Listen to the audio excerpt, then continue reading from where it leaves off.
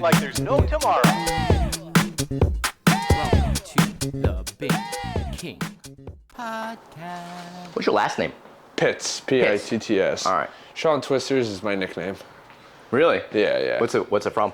I was twistering a bunch of people when I was traveling around New Jersey. That's awesome. And then people were like, that's just Sean Twisters. Mm-hmm. So that's how I got my nickname. That's awesome. That's my video game name. That's my Instagram. That's my everything. All right. I have a big Twister logo in my game room. What's the Twister logo? Like, it looks like a tornado. Oh, yeah? And it's like a neon light. So. That's pretty cool. All right. I'll start off. You ready? Yep. Okay. Hey, everyone. I have Sean Pitts here with me, Sean Twisters. How are you doing today? Doing well. Thanks for coming in. I appreciate it. Yeah. It's great to, I guess, do a podcast when I'm abroad, because actually I don't usually call this abroad because this is actually home. Yeah. But yeah, I haven't been home in a while. So can you kind of introduce yourself, tell everyone where you coach at and what's up? Yeah, so my name is Sean Pitts. I am like the assistant coach at B Team New Jersey.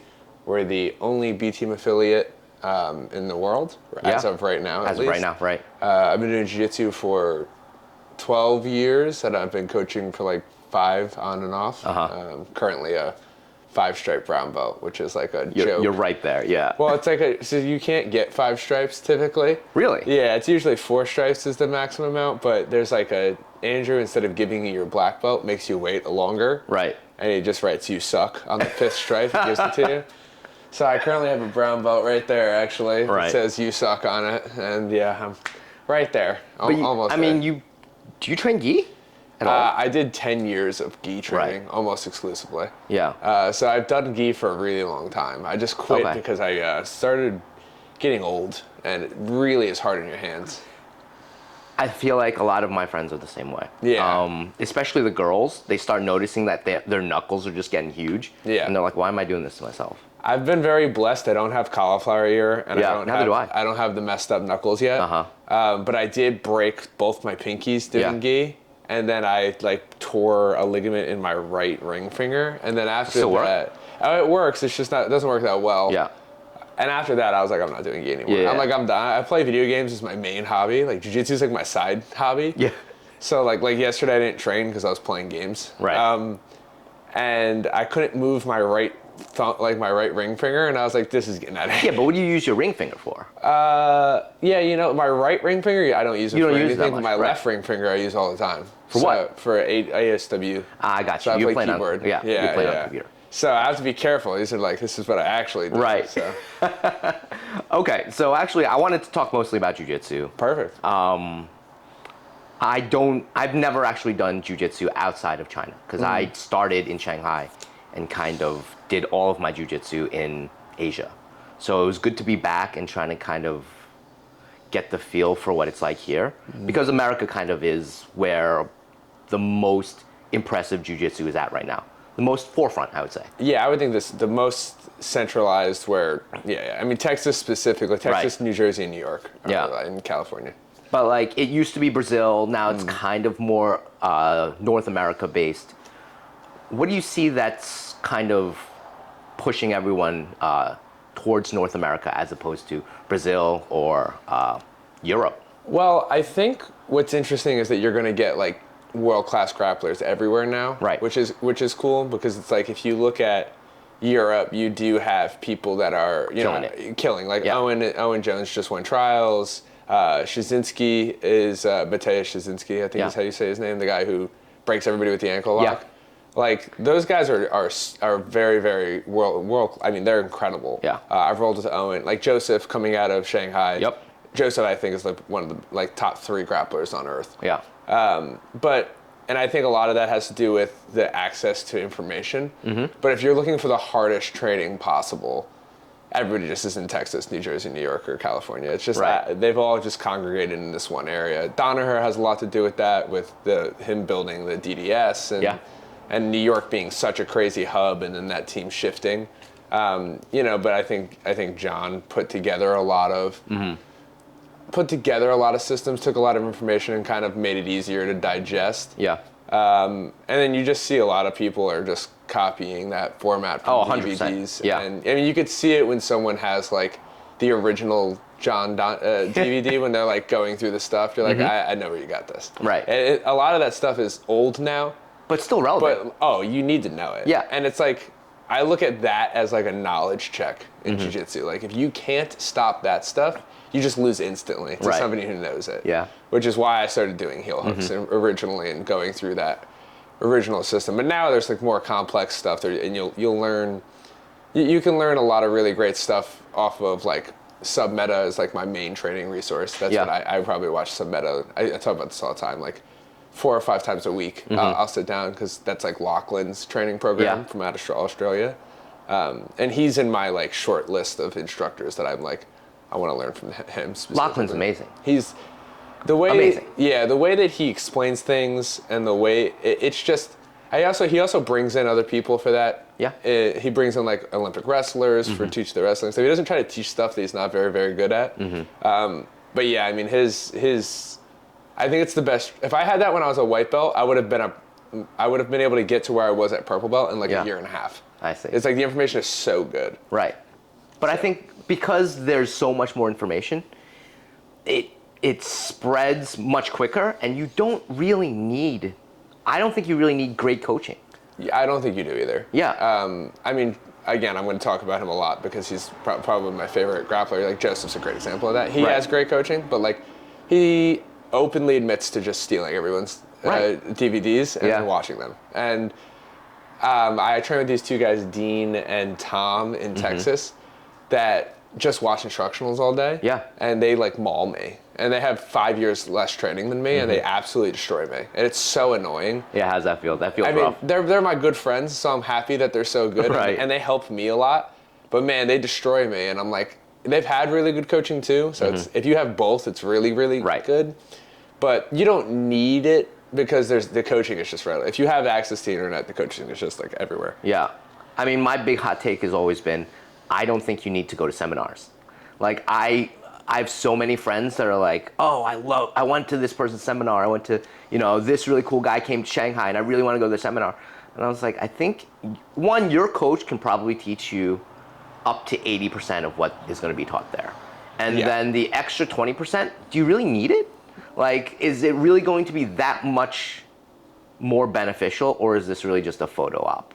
Well, there's 2 points. So I mostly agree with that. Yeah. There's 2 things. If you have never had real exposure to world-class people, and like you need to roll with it and see what it's like. Right. Because it makes no sense. The first time I ever rolled with Damien, I was a brown belt. Right. And I was like doing well against most black belts that I rolled with. Not like I was killing everybody. And this is like 2 years ago. So I'm not nearly as good as I am now. Damien massacred me. Oh, yeah? Like, I didn't hit an offensive move on him for 15 minutes.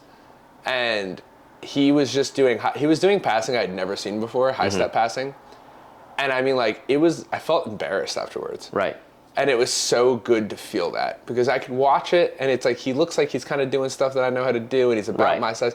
And then to just like get destroyed. And it was like, dude, I was rolling with people that had just won like brown and purple gi worlds. And I was like, I'm feeling pretty good. Like, not like I was beating those guys up, but I was doing pretty well. And then Damien, like, again, not a move. And then it was even worse when I rolled with Nicky Ryan. Yeah. Like, it was like Nicky Ryan would let you do whatever you wanted and just like immediately disassemble it. Yeah. And then you're like, oh, I'm running out of jiu-jitsu to do to this guy.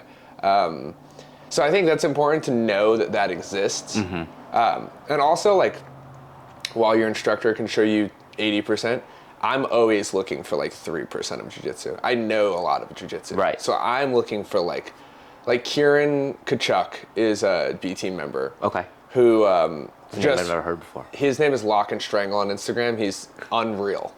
Another one of like absolute maulings that I got when I was in Texas. Yeah. But he showed me the details to this punch choke.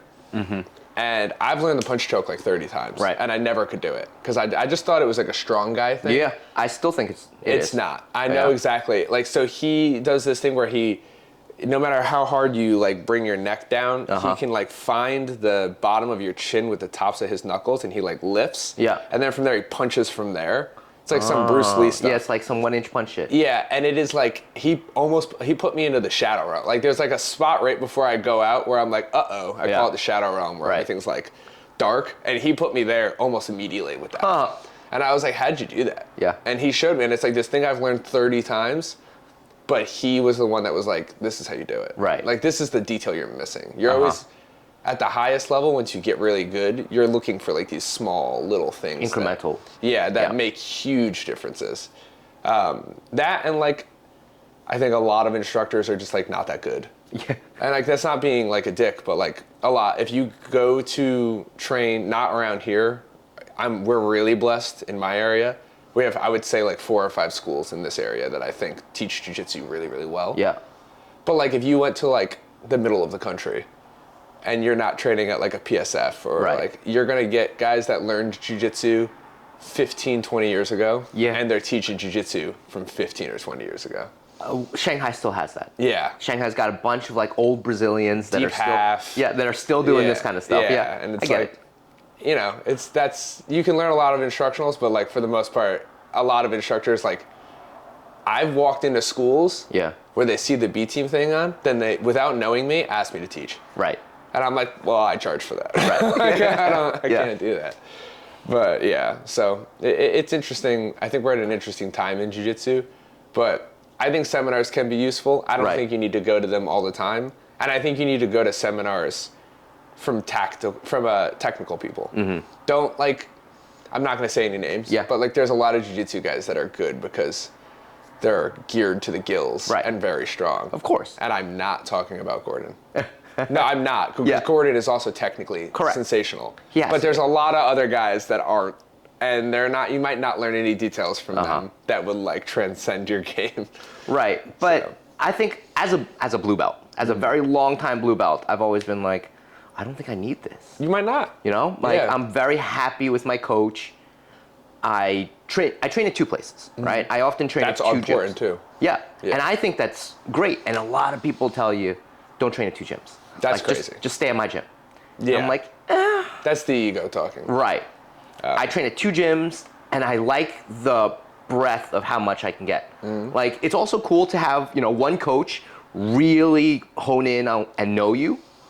And I like that depth a little bit, but it's nice to have like 2 gyms that you can go try stuff out on. Yeah, I mean, I have 2 coaches. Yeah. So it's like I have Andrew. I mean, I have a lot of coaches, but like Andrew's my main coach, and then Kevon from Bodega Jiu Jitsu is my other coach. Yeah. And like we're training partners, but like Kevon knows absolutely everything that I want to do from passing. Yeah. And Andrew knows everything I want to do from guard. Right. So it's like, it's like I learned both from both of those guys. Yeah. But those guys are just like kind of what they specialize in. Andrew's like one of the best leg lockers in the state. Came up with Eddie Cummings. Yeah. Like literally has a broken foot permanently from Eddie Cummings. Yeah.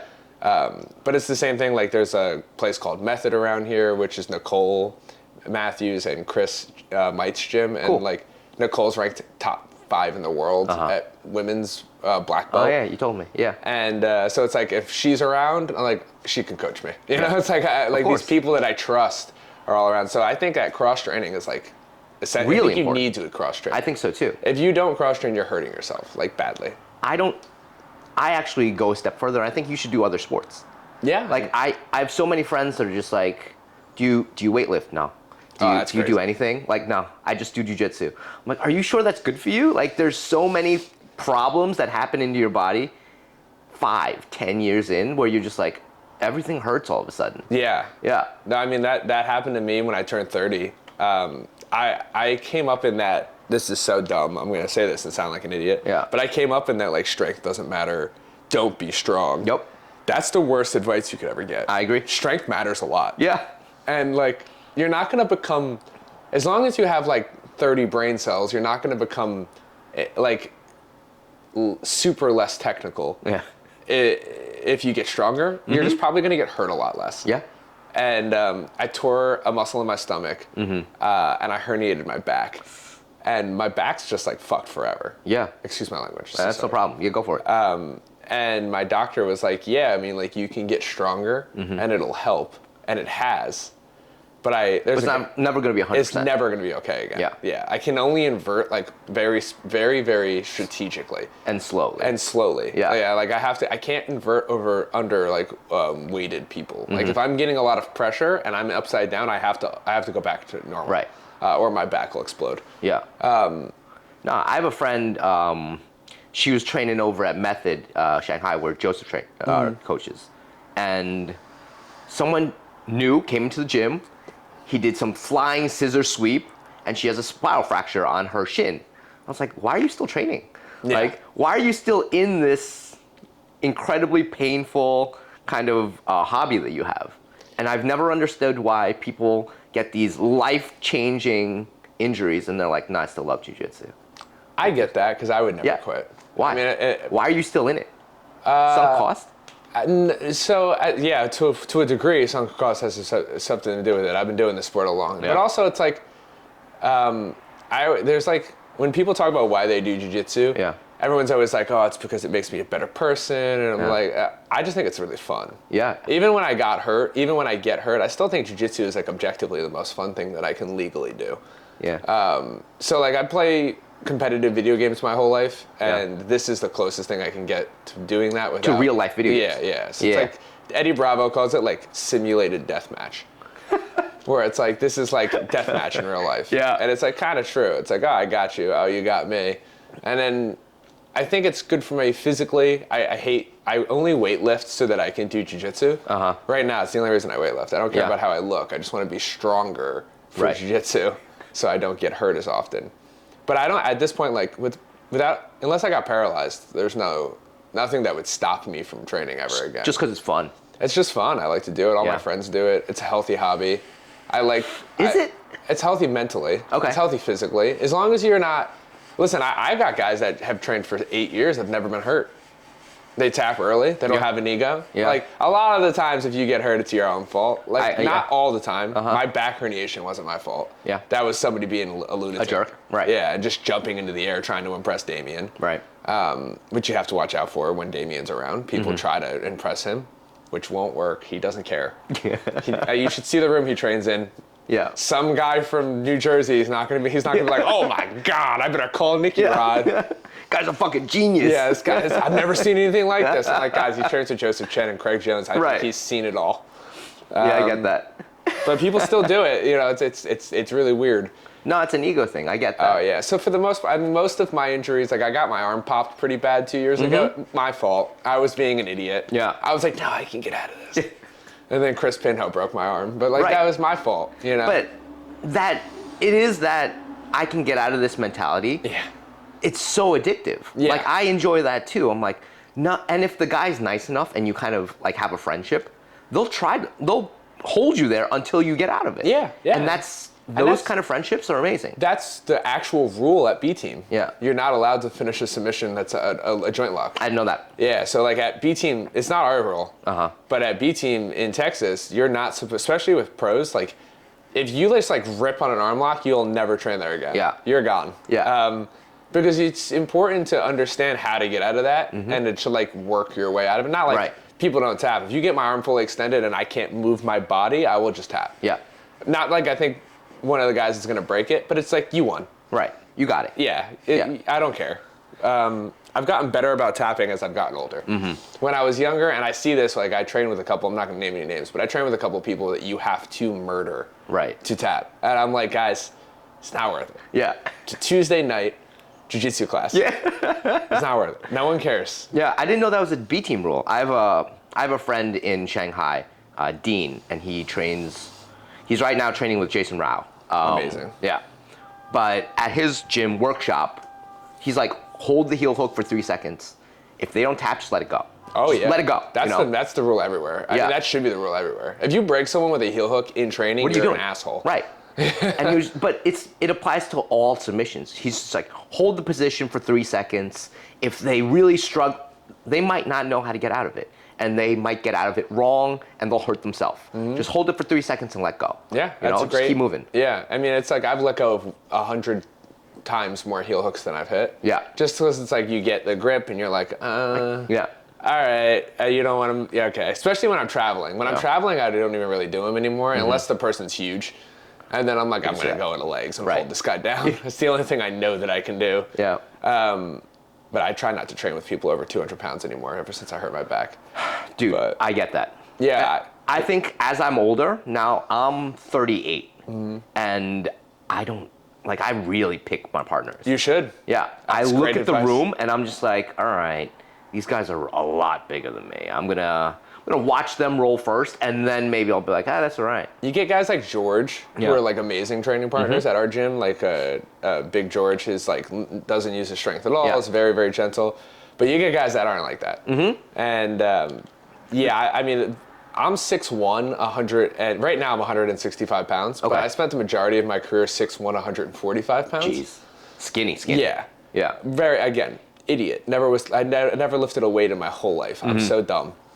All of my injuries are my fault. But the problem with being 6'1" is that people think you're bigger than you are. Right. It's because I'm like walking around the mat and these guys are like, oh, that guy's eye level. Yeah. I'm going to go Seems okay. nuts on it. And they're like 195 pounds. I'm like, brother, there's a huge weight difference here. And Right. they're like, oh, I thought you, like, this guy popped me. He's like, oh, why didn't you resist that? I was like, oh, I was resisting. I was resisting. It just didn't matter at all. Yeah. Yeah, so I'm in the era of my jiu-jitsu where I'm like, unless I know you and if you're over 100 and even on 90 pounds, I'm Yeah. like, Probably not. I might not roll with you. Right. If you're a visitor, I'll roll with you once. Yeah. Just so you know that I don't stink. Right. But like, I'm not trying to roll with big guys all the time. I'm past that part. My back can't handle that. And it's just not worth the risk. So why do you think there's only one B Team affiliate right now?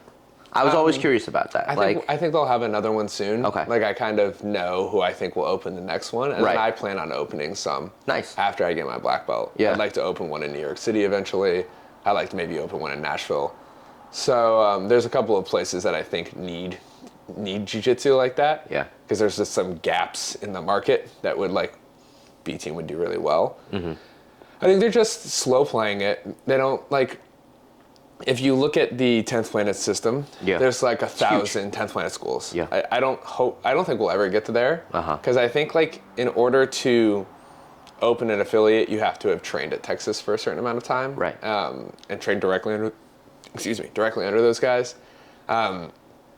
But yeah, I don't know. I think that it's gonna come soon though. I think we'll get one on the West Coast somewhere relatively soon. And if the person who I think opens it is gonna open it, it's gonna be really, really good because he's a great coach. So yeah. Because I looked around here, and I live in Westfield, Scotch Plains area, and I saw there was a Henzo Gracie out there. There were a couple of schools that I was kind of looking at, and then a friend of mine, she said, "Oh, my boyfriend recommended B Team. You should go check it out." I was like, "There's a B Team out here?" Yeah. And I was like, Best "Oh, it's kept not that secret. far." Yeah. And I rolled through.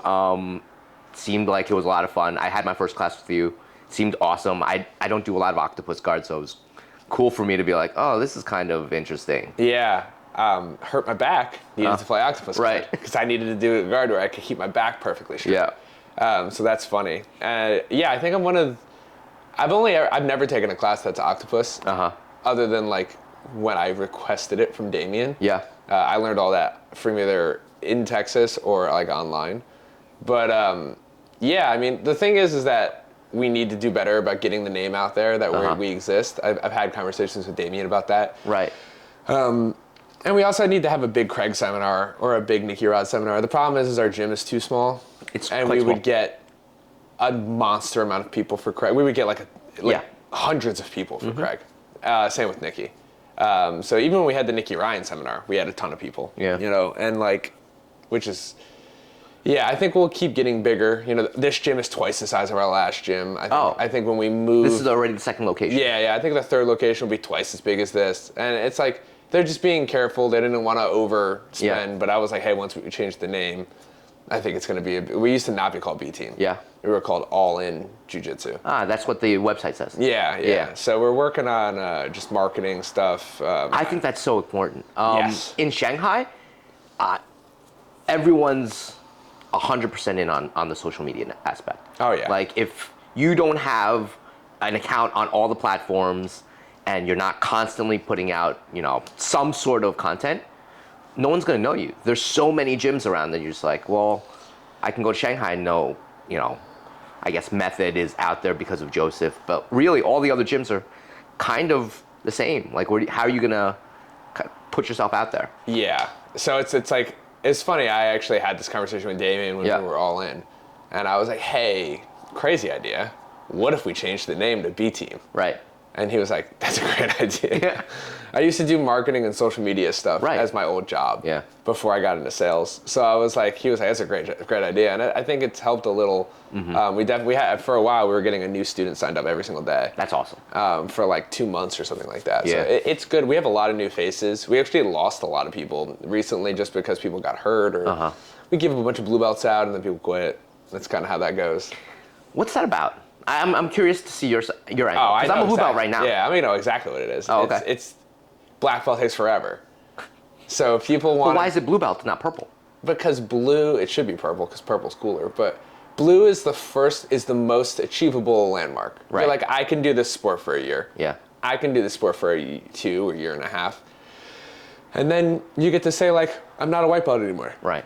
I'm better than a normal person at this sport. And actually, by the time you get to blue belt, you can pretty much mess a lot of people up. Sure. Not like blue belt is the belt with the most confidence and least amount of skill. Right. Like, because at white belt, you have no confidence. At purple belt, you actually have like legitimate skills. Like a good purple belt can tap a black belt. Yeah. You know, they probably have an attack that's like super strong. Blue belt's kind of like, Yeah. At you everything. might know how to shoot. Nah, you probably don't know how to shoot a double. I don't think so. You might know how to do a guillotine if the person flies into it. You Yeah. know what I mean? Like if someone just runs at you like this. You know what I mean? Like, but yeah, I think people get that first landmark and they're like, great, I'm better than an average Joe. It's good That's enough. good enough for me. Yeah. Because the black belt, like, it just takes forever, man. It's like, I've been doing this sport forever and I'm still not there. All the people that I started with got their black belt 5 years ago. Dude, I'm 100% with you. I was getting my blue belt when all my friends were getting purple belts. I'm a 5-year blue belt, like Yeah. before I got my blue belt. And I finally got it. Happiest day of my life. One of the happiest days of my life, by the It's way. important. Yeah. I mean, people downplay getting promoted. They're Yeah. like, oh, the only one they're all cool. Like, you stick with the stupid piece of cloth forever. Right. Like, I was a purple belt for 7 years. Yeah. Because I kept moving. I got my blue belt in a year, and then I got my purple belt in another year. Yeah. So 2 years into jiu-jitsu, I was a purple belt. Right. Which is great. Phenomenal. I was promoted way too soon. Like, truthfully, I was just not actually a purple belt. Yeah. It was very hard for my instructor to gauge my skill level. Uh-huh. Because at that time on the side, I was taking privates from Gary. Sure. And I learned heel hooks. Yeah. Like, Quick. in 2013. Yeah. When no one knew how to do heel hooks. So all of a sudden, I was just tapping everybody. Because I just had and I could just get to cross ashi. Yeah. And inside heel hook people. So I was like, it was like a very weird, because I would roll black belts and heel hook them. Right. At blue. So he was like, I think I got to give this kid a purple belt. Right. He's heel hooking all these people. But in the reality, if you could just do the turning escape, I was so not good at the sport. Right. It took a long time. So I was a purple belt forever. So when I got my brown belt, I was like ecstatic. You Yeah. know? And I was like, finally, I'm out of that. So Yeah. all the belts are, you should be super stoked when you get promoted. Oh, man. You're going to be pumped when you get your purple. I don't know. My blue belt, I didn't think I deserved it. And it was 5 years in, right? You deserved it. And I didn't go to promotion. I was just like, I don't deserve it. I'm not going to go. And Classic. The next day, my coach had invited my friends from the other gyms that I go to, like, to secretly come in behind me. And he was like, look, everyone. coach. Yeah, oh man, it's amazing. And he was like, look, Arthur's been here a while. I'm going to give him his blue belt. And I was like, yeah, I was already been like, I don't want my blue belt. Like, and That's so funny. my friends show up behind, and I almost cried. Like, Yeah, I was it's just sitting tough. like, I cannot believe you did this. And I was like, I'll take it. We gave my friend Ali a blue belt, and he cried. Yeah. And I was like, and somebody was like, don't cry. And I was like, yeah, I mean, don't cry hard. Right. Well, you can tear up a little. I mean, it's a hard, you've been doing this a long time. Yeah. You've been doing this a long time. You're like, at that point, if you've been doing jiu-jitsu for 5 years, you've been hurt. Yeah. You've rolled with people that suck, like that are like Rolled with people that are terrible amazing. training partners. You've rolled with people that are great. You know, you've made the conscious effort to keep jiu-jitsu in your life. Right. Because at the 5-year mark, there's been a lot of opportunities for you to get off the highway. Yeah. There's been a lot of exits along the way where you could have been Yeah. like, and no one would have blamed you. You got hurt. Yeah. Your wife got something, wants more time with you. Like, there are all these exits along the highway of jiu-jitsu that are like, that makes sense. He tore his blah, blah, blah. Yeah. But to stay on it, it's like, well, you definitely deserve it. You know what I mean? Part of the belts are just like being too stupid to quit. And just making jiu-jitsu a priority in your life, even though it's legitimately like adult karate. Yeah. But it's good. It's good for you. I still think it's good for you mentally. What do you mean by good for you mentally, though? Because I'm kind of iffy on the physical aspect. I've seen so many people train through their injuries and That's just stupid. get worse and worse. Like, I have a friend, Melissa. She has 2 messed up shoulders and still trains. And I'm like, why have you just not, like, taken a year off? She's Yeah. like, I can't take a year off. I mean, Kevon's the same way. My best friend in the world, or one of my best friends in the world, just tore his MCL a week ago, and he's training. And It's a I was terrible like, you're idea. going to tear your ACL. Right. That's what the MCL does, brother. It holds it the there. ACL in spot. You got Right. no MCL, your ACL's going to go. I think for some people, it's their only hobby. Uh-huh. And then you can't do your only hobby anymore. And then Gotcha. it's like, okay, what do I do now? You should, when you are hurt, like I haven't trained in 3 weeks. I rolled with you. That was like it. Yeah. I haven't been rolling because I hurt my back. Yeah. And it's a pretty serious injury. So it's like I just stopped training. I can just stop. I will always come back to it because in my head I'm a jiu-jitsu athlete. This is what my life is. Yeah. Once I heal to the point where I can either keep myself protected, or it's not going to get better. Yeah. I will go and start training again, but I'll always take time off. I think that's important. The mental aspect of it, I think it's just like, and this is like a copy and paste from what Joe Rogan has said in the past. Not that I agree with everything that he says, because I don't. But it's good to do things that are tough. Yeah. It is good for your brain to do things that are hard. Yeah. Like, so like, this is like part of the thing that, like, I've had my black belt speech like planned out for like 5 years. Okay. Not like planned out, but like when I get my black belt, I there's like, you know, everyone always wants to hear it, like something. And Yeah. I'm like, I know exactly what I'm going to say. Uh-huh. You know, like when I was 19, I started jiu-jitsu, and up to that point in my life, I quit everything I did as soon as it got hard. Yeah. I was a quitter, Right. and I quit jiu-jitsu. I started rolling, like I went to the white belt class. I was a wrestler. I just killed everybody. Yeah. And I was like, sport's easy. Yeah. Then I rolled with a purple belt or a blue belt. So one level up, I mean, wiped the floor with me. Right. And we were in gi, and I didn't know what to do, and I was getting cross-choked, and I quit. I was like, all right, well, oh, that's fun. I did that. Yeah. And now I'm back to playing video games. And then I was like, oh my God, I'm a quitter. I quit everything I do. I quit baseball. I was like a good baseball player. It got really hard in high school. I quit. Wrestling, same thing. Great wrestler. Got to high school, got really hard. I quit. And I quit high school. I dropped out when I was 16. So I was like, man, it worked out, by the way.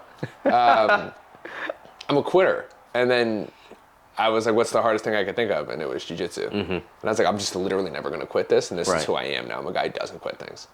And jiu-jitsu, like, because I made that at 19, I was like, this is who I am. I'm going to keep doing this stupid sport. Right. And I do enjoy it. It's hard. And now I'm like used to doing things that are hard. Yeah. When that conversation comes up in my head, because it's like, I had an athlete go through this recently, where they like kind of gave up a little in a match. That's totally normal. Yeah. That kind of has to happen, so that you can understand that that's a choice. So like, if you're not hurt, you can't quit. That's interesting. So like for me, I built that wall up in my head. And Right. like now I can see the moments when I would usually quit, Yeah. or I used to quit, and I like to wave at them as they pass by. Right. Like, I'm not gonna do it. I'm gonna stick in this, even though it sucks. So I think that built me to being, like, now I became extremely successful in business and like doing all these other things, and all of that is through the mentality that I developed That's in cool. jiu-jitsu. Yeah. That's incredibly interesting. I have a friend, again, my friend Dean said the same thing. He was like, jiu-jitsu is the one thing that I was just like really interested in and never quit. And I was like, I wanted to quit. oh yeah? Oh, a bunch of times. Yeah.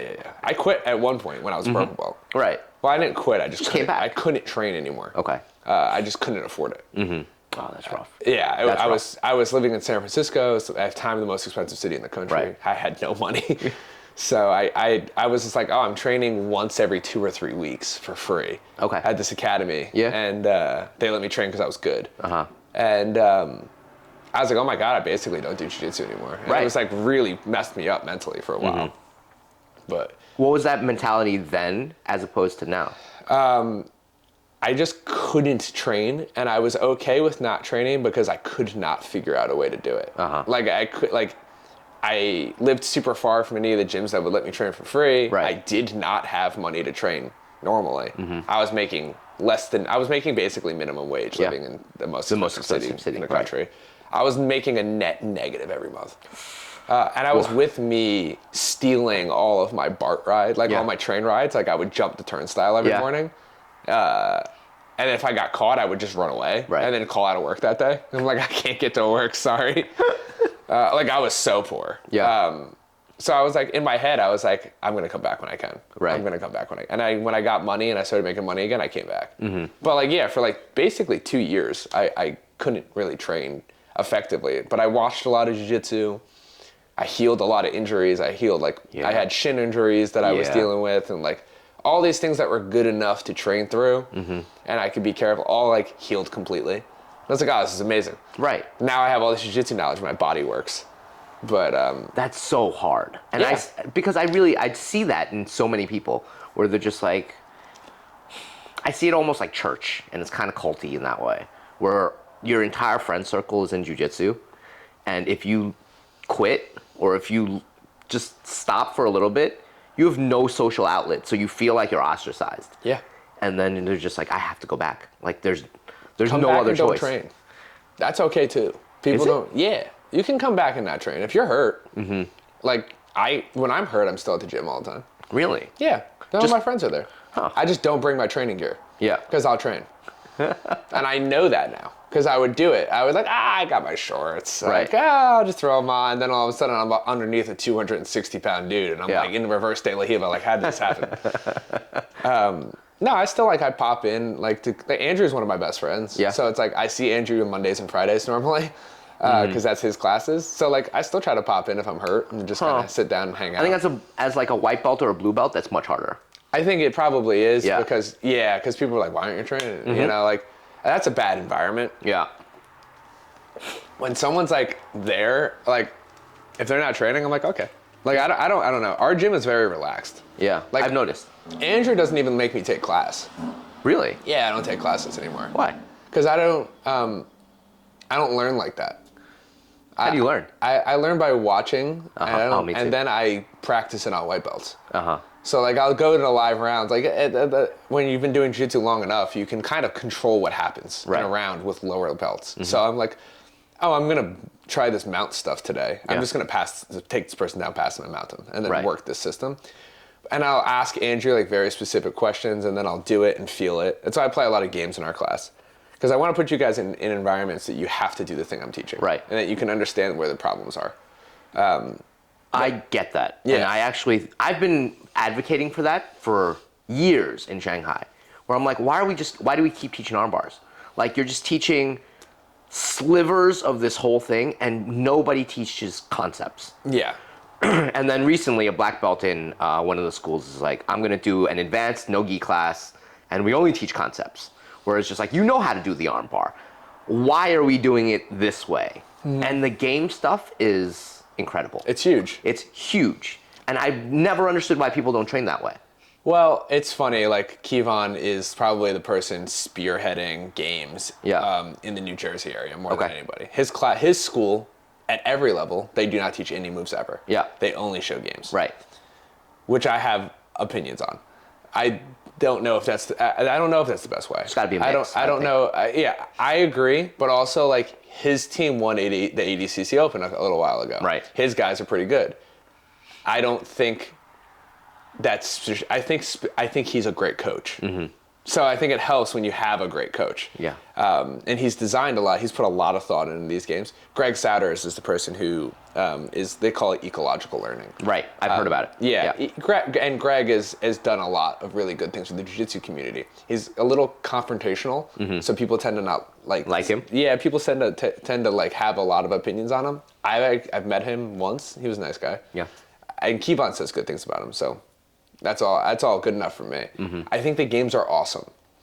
And I think that if you're not using them, you're hurting your training partners. so, too. I think that is the optimal way to learn, but details matter. And I think having that mix of like my class is like 20 minutes of instruction tops. Yeah. And then it's like I let you guys feel what it feels like to go through the situations. Great. Now let's get into a situation where you have to do it. Right. And the other person can't just flee. Yep. Because that's what happens. People just run away.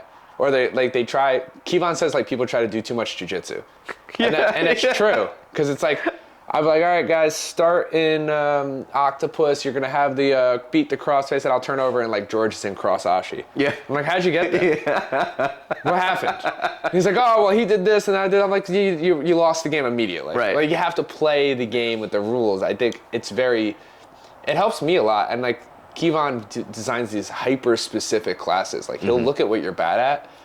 He's working with one of the best grapplers in the world right now, who has like a slight hole in their game. It's hard to say they have a hole because they're so amazing. Right. But there's something that they could do better. And Kevon has designed like 30 games to make that hole feel like it's massive. You know, so it's like for that person that never loses a second in training. Yeah. They're losing all the time. Right. Well, not all the time, but they're losing a lot. And they're like, oh, this is super frustrating.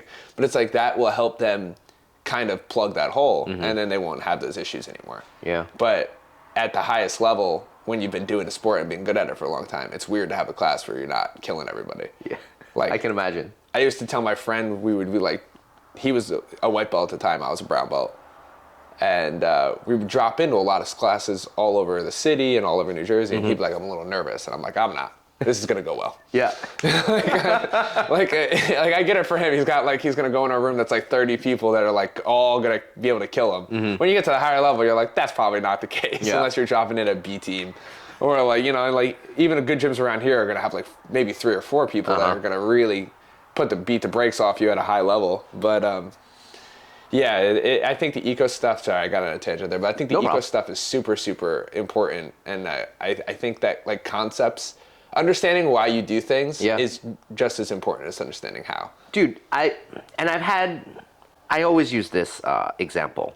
Like he taught something was just like, go from messing with their head to messing with their shoulder to trying to get their legs up. And I was always like, why do we do that? And he was like, you're gonna mess with their head, they're gonna go up, and then you mess with the shoulder, and then by the time they're defending up here, you're scooping up their legs and trying to pass their guard. And I never thought about it like that. Yeah. And he was just like, go from top to bottom. That's it. Like that's your plan. And I was like, I've been taught how to pass guard a million times. It's just like, go from top to bottom. And I was like, oh. All of a sudden it just clicked for me. And I was like, that makes a lot of sense. Yeah, I had 2 moments that I could think of like that. Yeah. Joseph really helped me. Again, like I talk about a lot of instructors. Nikki Ryan and Joseph and Damien are the 3 best instructors that I've ever worked with. And Joseph was like really transcended a lot. Like he was like very eye-opening for me. Because when I would ask him a question, he would re-ask my question in a smarter way. Right. He'd be like, I think what you mean is, and I was like, oh, yeah. Okay. You're right. That is what I meant. Yeah. And then like I would be like, "This is the problem," and he'd be like, "No, this is the problem." And I was like, "Oh shit! I had no idea that was that makes way more sense." And like, he was talking about how tense I was when I passed guard, and that like I would be like, even though I was doing all the right things, like my head was in the right spot, my legs were in the right spot, people could just frame me forever. I have that problem now. Yeah, and he was like, you're too tense. Yeah. And like something that's tense will move all in one. Right. Something that's relaxed does not move like that. And he used like a dead body weight example, like if your friend's unconscious, he's harder to carry than he is if he's in a ball. Yeah. And I was like, oh God. And then he like kind of went over his concept of like how to beat frames. And I was like, he didn't show me how to beat a frame. He was like, this is what I think about when I'm beating frames. Yeah. And I was like, oh my God. And now frames don't really bother me that much. Right. Because I'm like, I just like changed the way I thought about them. I'm like, I just need to redirect these frames. If they're pushing on me, I need to change the part of my body I'm leading with. Because they can only frame off the leading edge. Correct. And I didn't understand that. And I've been taught like, swim through frames and do all these, but I never understood like, how am I beating them? And now I understand like how I'm beating. So when people frame off me, I'm like kind of stoked about it. Yeah. I'm like, he's like, this is what's happening when you're framing, your core is engaged, they're using a lot of energy. And I was like, now I don't really mind when people frame. And I anybody that rolls with Joseph, try to frame on Joseph. Yeah. It's the most humiliating experience of your life. I was framing on him. He passed my guard for 20 straight minutes. Yeah. And all I kept saying is, I thought you were good at buggies. Yeah. He's like, talking shit to me. Dude, that's a thing at B Team in New Jersey. Oh, What's yeah, the deal with the buggy choke in Jersey? Like, that's me, baby. It's everywhere. That's and all it me. makes me so angry. Yeah. So I got sent to the Shadow Realm in a buggy by a guy named Chris Might at Method Jiu-Jitsu. Yeah. Before that, no one had ever buggied me in my whole life. And I didn't think it was bullshit. But I was pretty sure I could get out of it. You know, I was like, if somebody locked it up, I could get out of it. I would get real wide. Nope, put me out. Just sit real tall. I feel like I'll be okay. Put me out. I was on the forehead on the mat in the fucking Twilight Zone. Right. And I was like, wow, that was really strong. Right. And then Renee Souza tapped J-Rod with it. Right. And then J-Rod won trials with it. And I looked around and no one at our school was doing it. Right. So people were still passing with that low body lock underhook, which is just screaming to get buggied. And I was like, this is not the way you can pass anymore. You just can't. The buggy changes everything. Yeah. It is like, it's the most revolutionary move that I've seen come through the sport in a long time because it kind of deletes a position. Yeah. Like, you can still play side control, but if you play it wrong, the match is over. Yeah. Even though you're in a dominant position. Correct. So that's why it makes me so mad. I know, because you do everything right and then lose. Yeah. It's like having a trap card. Yeah. I can't believe you said that. That's hilarious. Thanks. So like I started using the buggy so that people would understand when they're safe. Because like when you are safe in jiu-jitsu is changed. Yeah. And not a lot of people can do that. Stevie Pizarro just got tapped at ADCC Open with a buggy. Stevie Pizarro is phenomenal, and he was killing that guy. Yeah. And he just got caught in a buggy. And it's like, the buggy is very easy to get out of if you know what to do. There are a lot of different defenses that work really, really well. Also, the person that's doing the buggy needs to really know how to do the buggy. Yeah. It's not a choke you will be able to figure out on the fly. Like, it is very hard to do. It's probably the most expensive choke in jiu-jitsu. Like, it costs a ton of resources. If you can stalemate somebody out of a buggy, they'll be exhausted afterwards. Yeah. It's a full body turn side, like pulling your arm down. It's a lot of energy. But you can also buggy from north-south. You can buggy from back. You can buggy from closed guard. You can buggy from half guard. Like, you need to understand at any moment if your arm is this close to your head and you're in between someone, you can get buggy. Right. So I started doing it to try to help everybody. Well, it was like, here's a new attack that's really, really good. And I've now can say confidently, I've buggied some of the best people in the world because they just didn't know I was good at it. It makes me so mad. Yeah, it makes sense. It's annoying. I was like, I'm kind of safe here. I feel kind of good. And all of a sudden, what's the kid with the froze name? Oh, Gabe. That's my little protege. Yeah. Gabe all of a sudden throws up a buggy. And I'm like, where did this come from? And I was like, man, no, I'm just going to sit up real tall. And I couldn't get out of it. And I was like, how did that happen? Yeah. And I went home. I talked to my friend Dean. I was like, look, how do I get out of this thing? And he goes, look, you got to get, your knee kind of close to his hip and maybe like frame on his face a little bit. And I was like, I don't want to frame on his face. Like, that's kind of mean. That's kind of a mean thing to do. Like, just get my elbow into his chin. Yeah. And then his response was, he's doing a fake choke to you. It's not a real move. He's being mean to you. You need to be mean to him. And I was like, I don't know if that's the right thing to do. I would say it's definitely a real move. Yeah. The framing on the face works unless the person buggying gets wrist control. Okay. Because then they'll just triangle you. Okay. The thing that I've done that works the best, and the things that people do to me that I hate, is they bring that elbow over the top of my head and they stuff my head in between their legs. So they use their elbow scraping it and bring my head inside their legs. Okay. Because then it turns me at an angle that holding the buggy is extremely uncomfortable. Okay. And it also stops me from getting on my side. If I'm on my side already, you're probably not getting out. It's going to be pretty hard for you to. If my leg is across too, it's going to be hard for you to get out. But no, if you could put me flat and stuff my head, or you could just fall to your back. Yeah. It's hard to finish the buggy from the top. From top. It's not impossible. Like, some people are good at it. You'll get out of my buggy like that. Okay. Because I probably would just take the top position and be happy about that. Right. But no, I mean, it changed the whole sport. Like, J-Rod won trials with a buggy. Like, that's crazy. He buggied Hunter, I think his name is Colvin. And that dude's like so tough. So that's when I saw that, I was like, that joke works. Right. That guy's in the finals of ADCC trials. Yeah.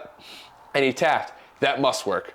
And J-Rod did a crazy variation where he had him in the buggy and he punch choked him. It's hilarious. J-Rod does a bunch of weird stuff. But the next big revolution is coming too. It's called high ground. Yes. Like that's the a next lot of big you one. guys are playing that too, Yeah. and I have no idea how to get out of that stuff. Me either, honestly. Yeah. Like if you put me in high ground, I kind of hope that I get into the darce where I'm on the bottom. Like, 'cause I don't know if I could stop myself from getting darce. George is really good at it. I trained with a guy named John Wilson who invented it. Well, he invented it, and he took a lot of stuff from Barrett Yoshida, which he openly credits. Yeah. Because Barrett was like the first person that played crucifix like that. Yeah.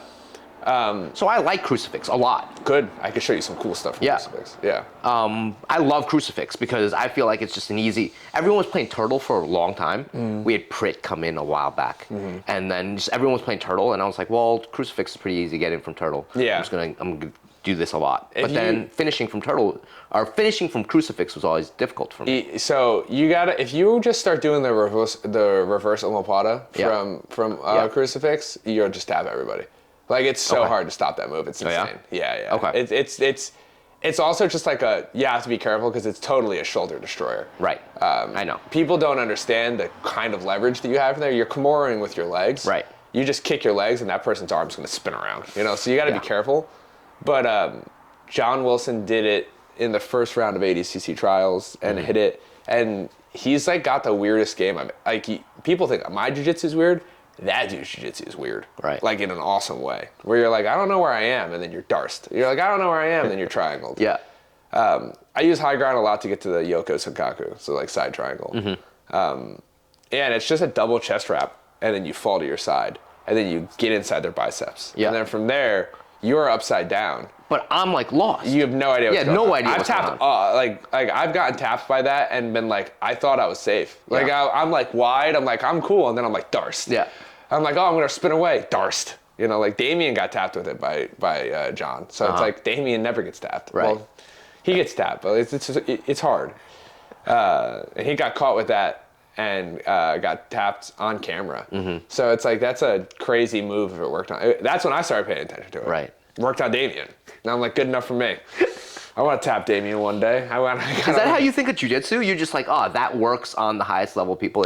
It's the only thing I care about. Yeah? Yeah. Why would I spend time doing jiu-jitsu that doesn't work on the highest level people? I train with the highest level people. Right. So it's like, yeah, there might be some stuff that you can do, but I look at like, there's a great website called like, it's a YouTube site called like More Involved, Less of Something. It's a good jiu-jitsu website on YouTube. And he breaks down like, hey, statistically, these moves work. Like you like heel hooking is incredibly powerful in jiu-jitsu, but after the first 3 minutes, it goes down by 90%. Yeah. So like 90% of all heel hooks happen in the first 3 minutes of a match. Because you're not slippery. It's because you're not slippery, and also it's because if you are going to tap somebody with a heel hook, the chances are they don't know heel hooks. Yeah. And you'll figure that out in the first 3 minutes. If they could defend heel hooks for 3 minutes, they don't try probably anymore. know what they're doing. Heel hooks are very defendable. Yeah.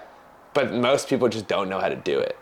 So it's like a knowledge check. You're like, I oh, see. you lose instantly. Yeah. And then he also talks about like, oh, these are the most likely submissions that you'll hit. Right. And I at ADCC, and I'm like, that's what I want to learn.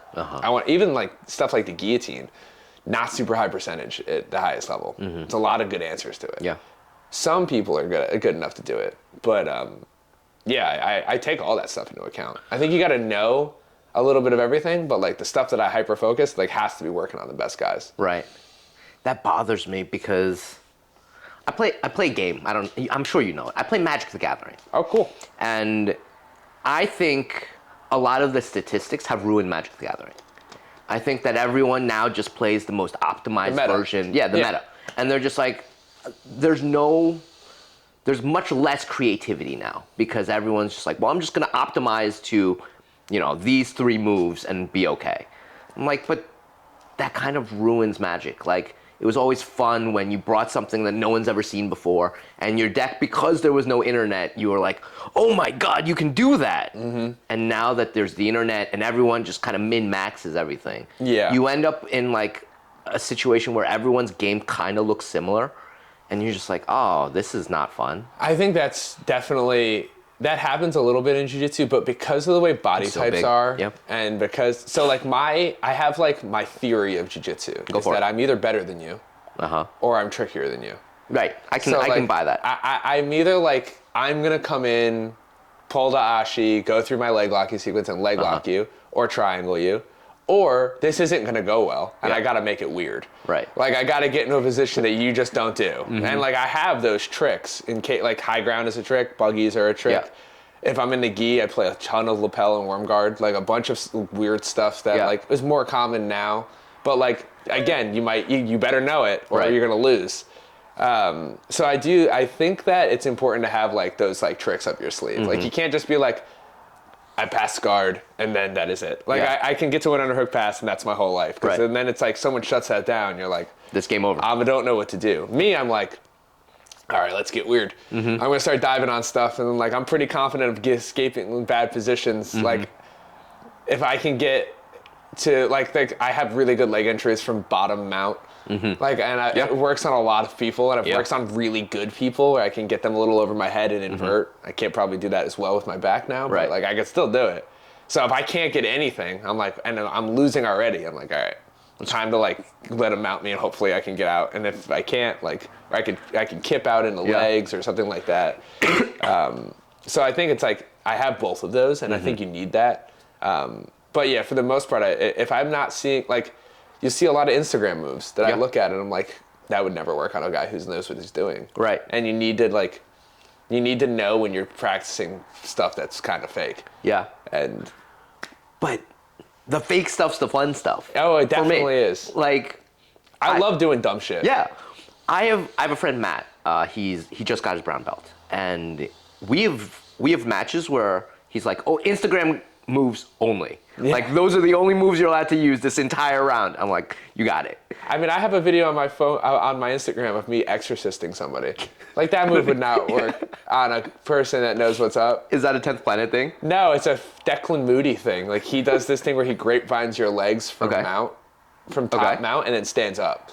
Oh, jeez. It doesn't do it fast. Okay. But he like walks up you, and you're like, oh my God. And then the person on the bottom goes like this. It looks like The Exorcist. Right. It's like, does that move work? No. Like, but it's funny to do. But it's fun. Unlike white belts that have only, It's funny. It's like Camel Crush. Like, Camel Crush shouldn't ever work. Like, if you know how to get out of the Camel Crush, it probably is not. Like, even Gordon says it's like kind of a fake move. Right. But if Korak gets on top of you in a Camel Crush and you don't know what to do, you're going to feel like you're dying. Correct.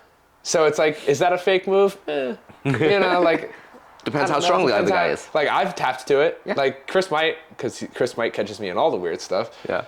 Like, he's great because he's like, I feel like he's always doing R&D on new stuff. So every once in a while, like, I don't get to train with him super often.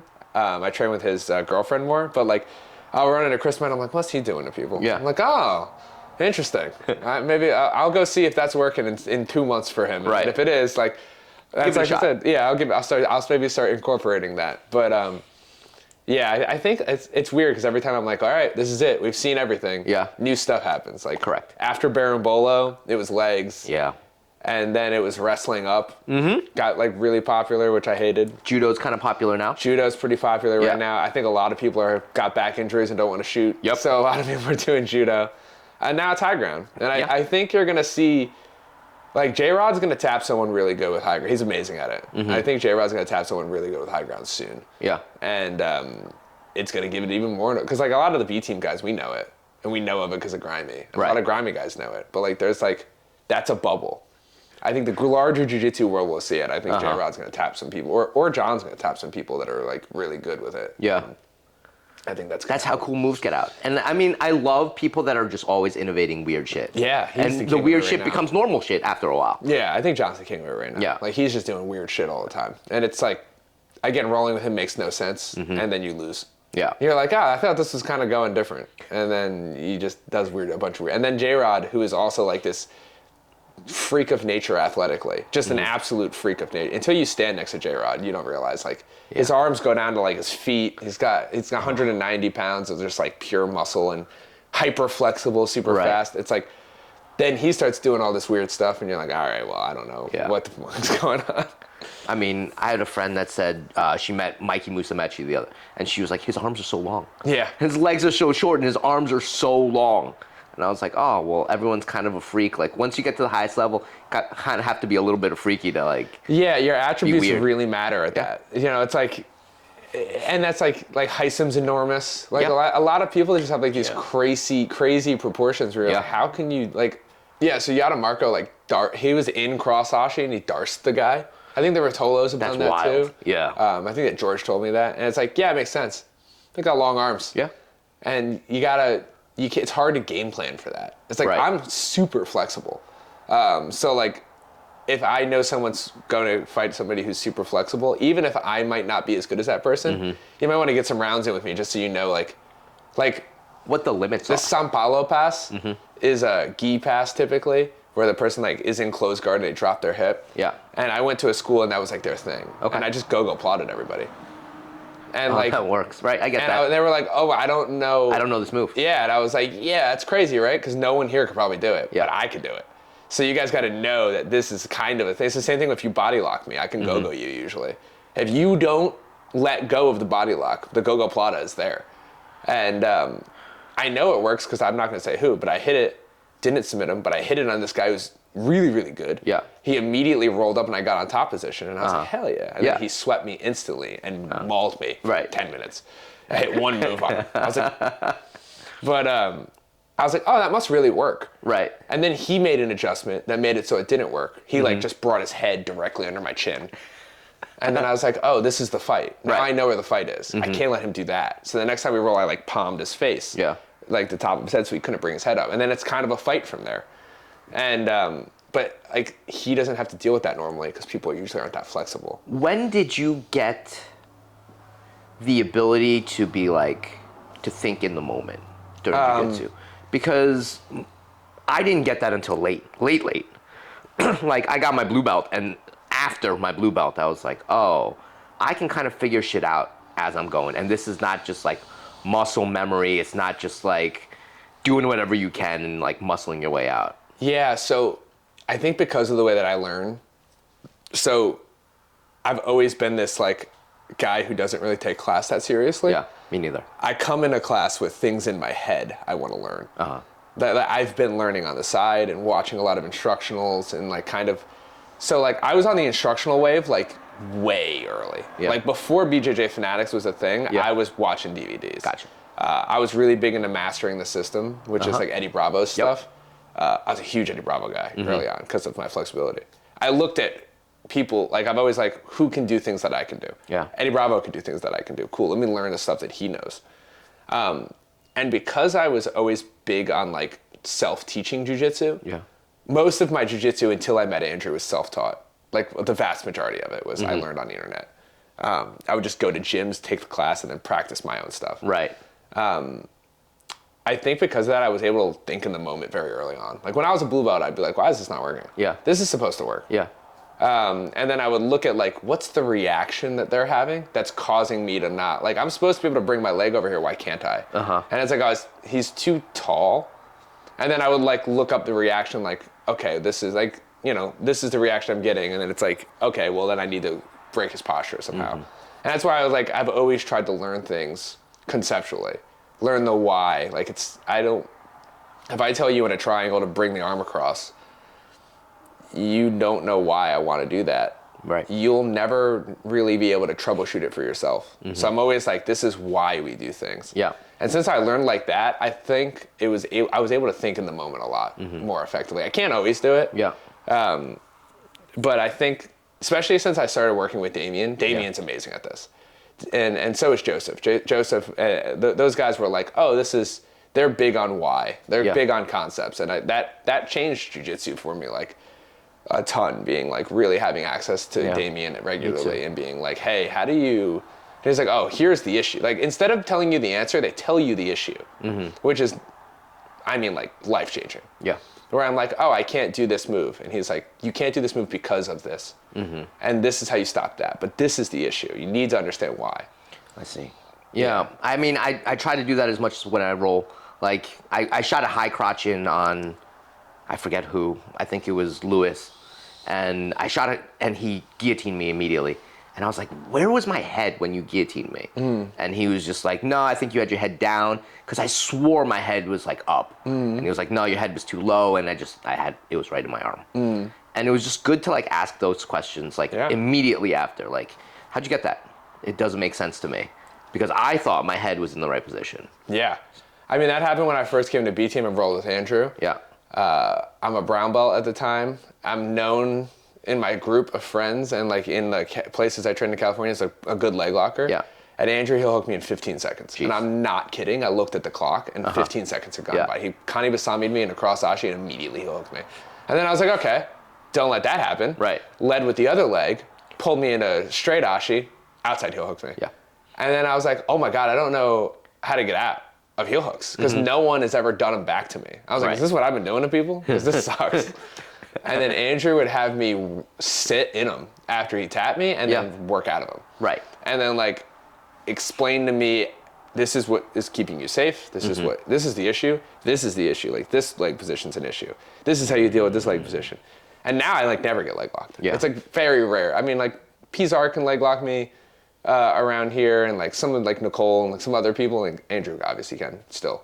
But I make it harder on him. Right. And I really spent a lot of time working exactly how to get out of that with him, and it was unbelievably helpful. And like no ego, like he was just like, Andrew and I have the same mentality when it comes to teaching, where it's like we give it all away. Right. Anything that you want to learn, I will teach you. Even if it's exactly how to beat me. Yeah. If it's all the stuff that gives me the hardest problem, I'll teach it. Right. I don't want to trick people forever. Like, you know, like that doesn't help me if I Yeah. just continuously bug at you.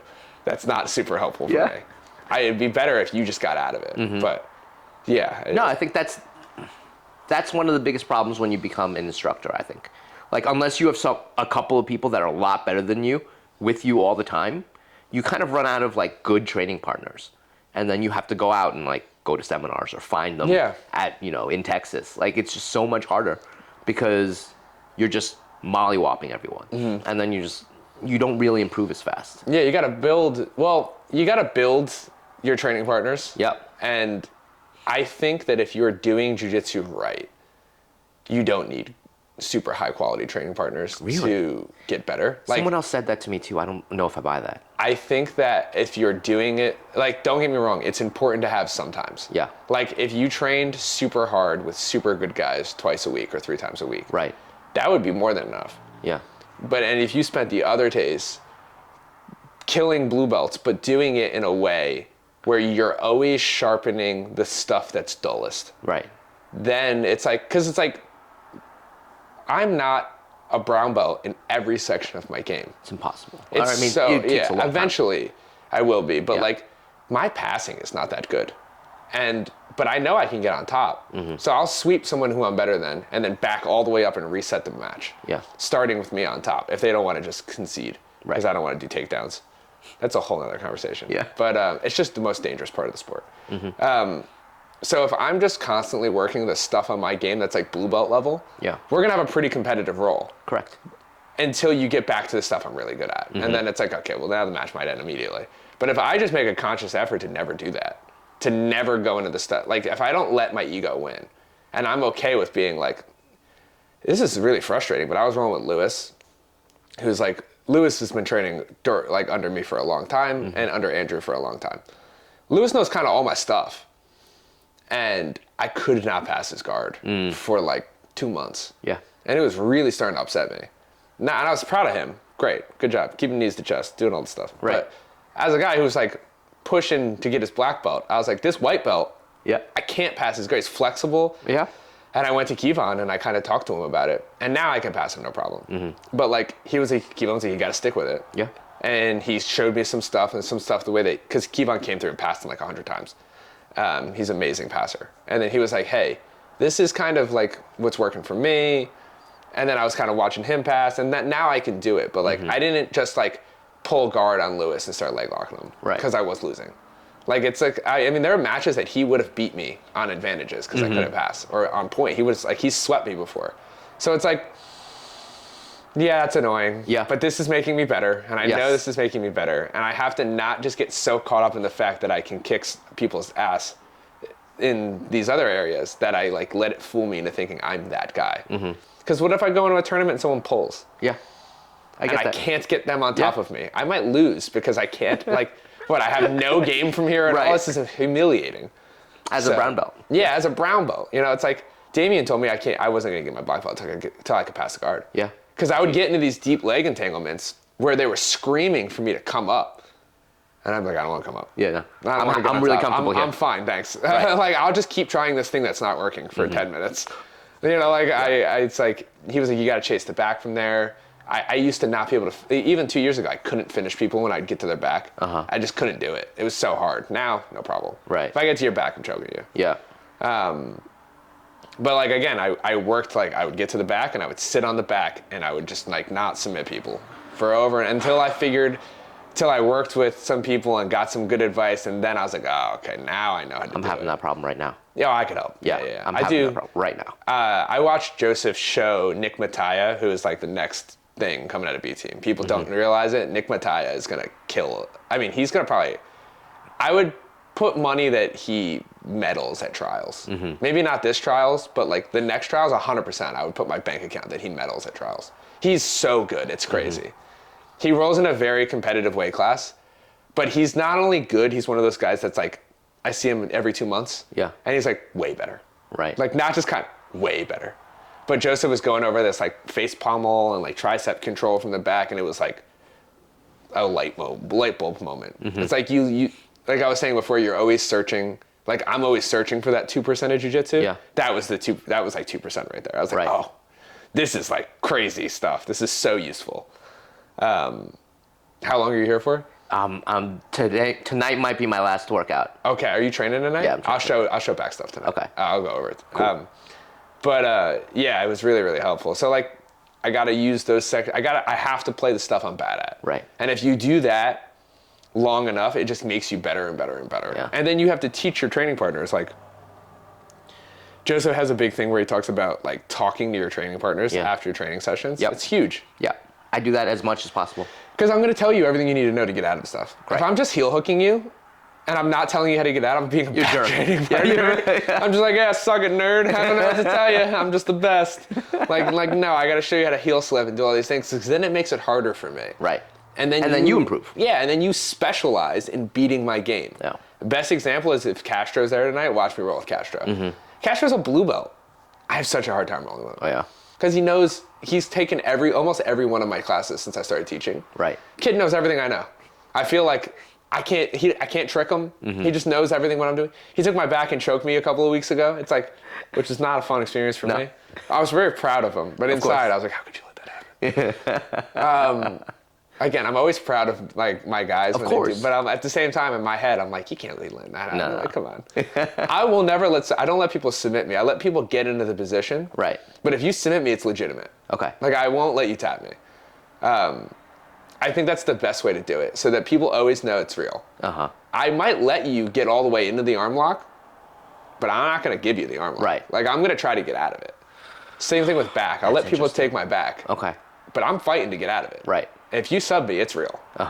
So I let everybody kind of take those home. Because I would hate when I would sub somebody who was like 3 belts higher than me or 2 belts.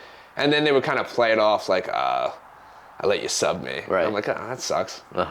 Just let me get there and then see if I can actually do it. So like Castro and Kyle, I let them take, well, Kyle actually took my back. Just choked me. And I was like, God damn it. And I was so mad. I think it's the best way to do that without being like condescending. Right. But it also helps because now your students are your best training partners. Yeah. They know your whole game. Yeah. And they're poking holes at it. Castro's so annoying for me to roll with. Right. And again, it's like, he's just like I think other people wouldn't have as hard of a time with him. It's just he knows, when I'm like going over the top, he's like, Troy bar. Yeah. And I'm like, God damn it. And then he knows how to get out of that, so he starts to work through it. He's like, I know that if I control the top foot, you can't Troy bar me. Right. So I'm like, yeah, I wish I didn't teach you that. That's like really annoying. And it's like the same thing, like all of my tricks, he knows all of them. I can't bug you. He passes the guard with his hand like on my hip. Yeah. And I'm like, God damn it, nobody does that. It's so annoying. But I love it. I'm so proud of him. Yeah. So he's like one of the, like, when we were doing promotions, like I was the first person that I ever was like, hey, I really think we need to give Castro a blue belt. Right. Is the only person I've ever said that for. Because everybody else like was already on everybody's radar, and then Andrew was like, oh, of course, like that, and I was like, I just wanted to make sure I spoke up. Right. Because he's killing me, and if you don't give him a blue belt, I'm gonna start feeling really bad about myself. But yeah, one of my best training partners, and this guy's been doing jiu-jitsu for like 1.5 years. All right, last question. So, like, when you started when you were 19, how did you look at jiu-jitsu then, and how do you look at jiu-jitsu now? What's changed? 'Cause all these years. Yeah, what's funny is I think I still look at it the exact same way. I love that. Yeah. I just think it's this fun thing that I do. Yeah. And it's like this thing that makes me a better person. And I'm not saying it does that to everybody. It just makes me a better person because it helps me conquer that voice in my head that makes me want to quit things. So I always think like I got through jiu-jitsu class today. I could get through anything else. Right. It's like everything in Fight Club is like a dumb quote, but it's like once you've been fighting it, like the volume of the world gets turned down. Yes. And it's I think actually that's true. really true. It is true. I look at jiu-jitsu the same way I've always looked at it. Like it's a fun game I play. Yeah. Just like I play games when I go home on my computer. It's a fun game that I play. Gotcha. And I'm just trying to get as good as I can at it. Yeah. And it's not that serious. Gotcha. It's not my whole identity. But it's nice to be good at it. Yeah, it's great. All right, that's it. Again, thank you very much for doing my show. Hey, I really anytime, appreciate man. it. I appreciate it. Yeah. Whenever we've really loved having you. I think the coaches have talked about it in the group chat a couple of times. We've really enjoyed having you here. When you see Joseph, tell him I said Absolutely. I hate him. And I hope I'll see you in Shanghai at some point. yeah, I'm going to be there. Okay. Yeah. Sweet. I want to go really, really bad. Yeah, it's a great city. Awesome. I can't wait. All right, take care, guys. Bye-bye. All right, that was awesome, man. Awesome. All right, we good here? Yes. Do, do, do, do, do.